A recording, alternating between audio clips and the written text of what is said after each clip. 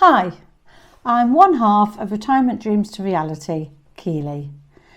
And in this video, I'm going to do top 10 tips about Queen Mary 2. They're actually the things in a way that I wish I'd known before I went on the ship. So it's probably useful for people to know before they go on the ship. Number 1. When you allocated your boarding time, you probably always stick to it quite rigidly. I know we did, but our boarding time was 2 p.m. and when we got there about 2:10, we were told by a porter outside that basically virtually everybody else was on the ship and that other people who'd had the boarding time the same as us had been there since lunchtime, since 12 o'clock. So people went 2 hours early and were just let on ship. Now, I would never have done that before, but it would have been quite nice to get on earlier, have a nice lunch and go around the pool.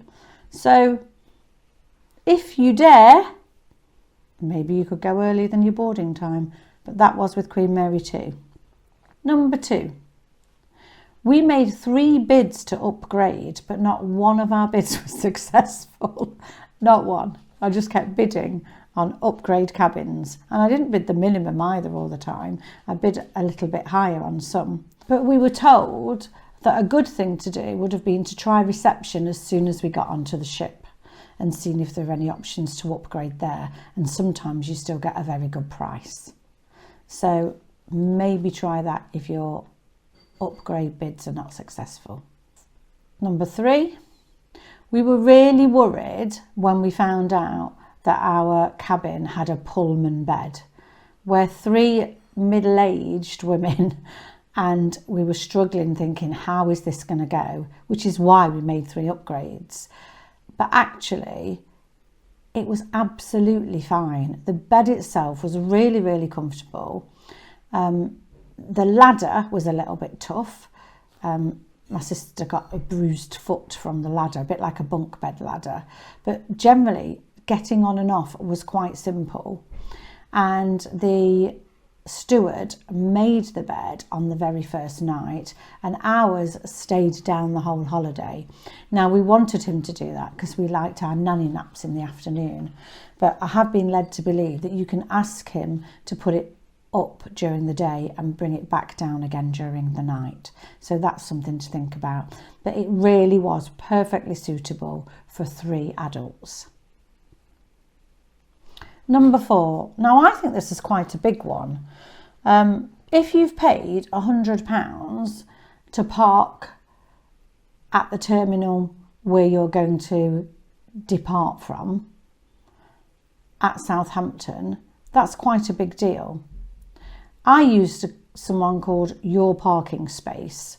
So I used an outside provider and it only cost me £35 to park. But we left Southampton from the Ocean Terminal. We came back into Southampton at the Mayflower Terminal. Now, unless I missed it, there wasn't one announcement telling us that. So our parking space was literally 8 minutes walk from Ocean Terminal.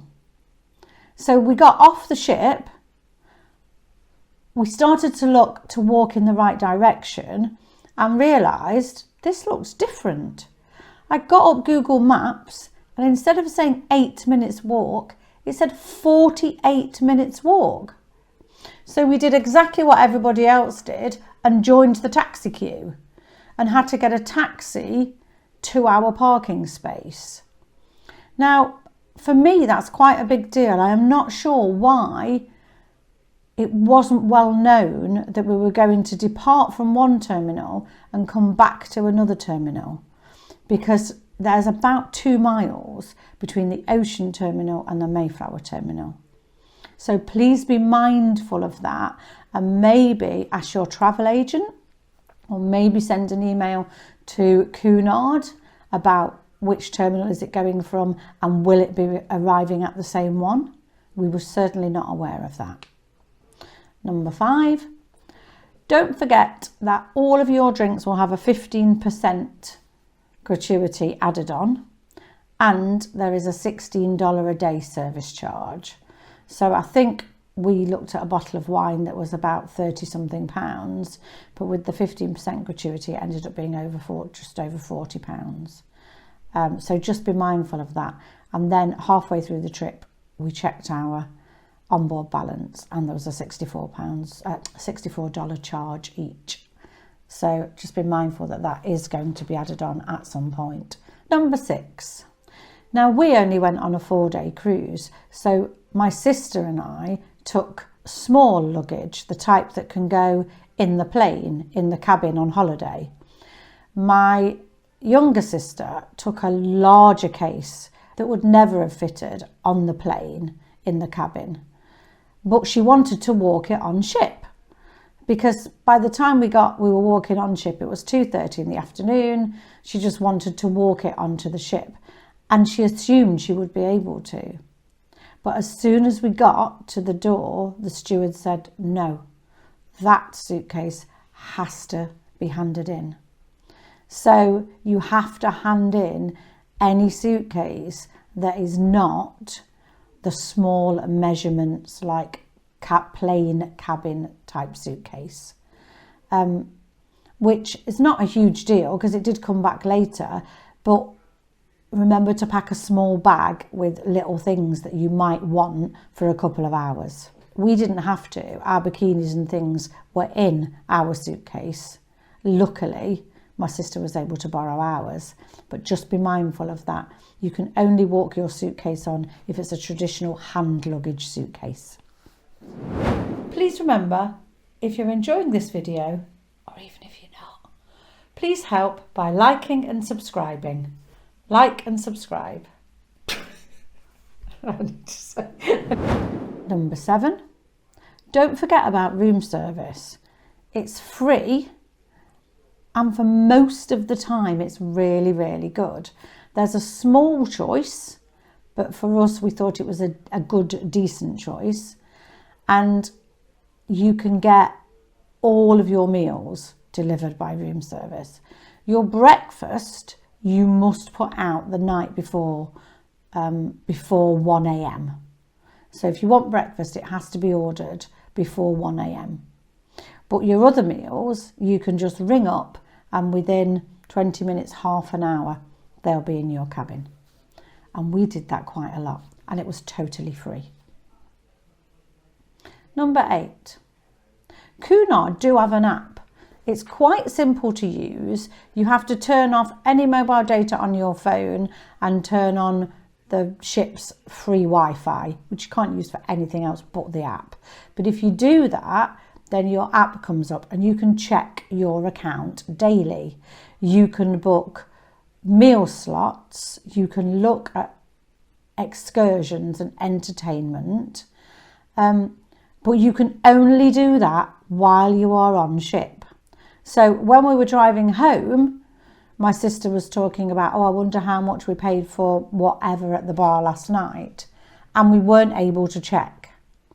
So a little tip would be, on the morning of disembarkation, probably, just while you're having your breakfast or just before breakfast, check your onboard account on the app, because you won't be able to do it once you've left the ship. Number 9, you will see that when you first enter your cabin that there's 2 bottles of water, a sparkling and a still. And I think they're about $4.90 for 1 bottle. But you get 1 bottle free if you buy a package of 6. And they'll count that first bottle that's in your cabin as the free bottle.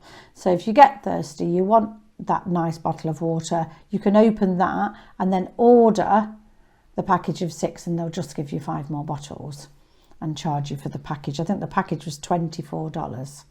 So we did do that. It was nice to have really nice fresh cold water every evening. And obviously you can put the nice bottles in your fridge. And number 10, don't forget your freebies. We were in the most basic saver cabin, and we still got a little half bottle of fizz. I don't think it's quite champagne. I think it's more of a Prosecco, but we got that half bottle of fizz. in the fridge when we first walked into the cabin. So that was really nice. And then on the very last night, in the wardrobe, we found we'd all got a little pair of slippers. So they're yours, totally free. Slippers and a bit of fizz.